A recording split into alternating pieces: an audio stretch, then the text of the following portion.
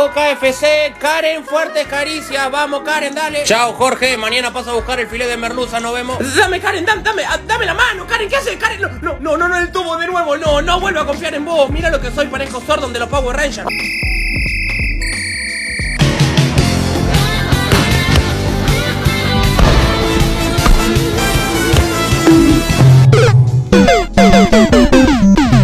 Ok, no me están mirando, no me están viendo. Sí.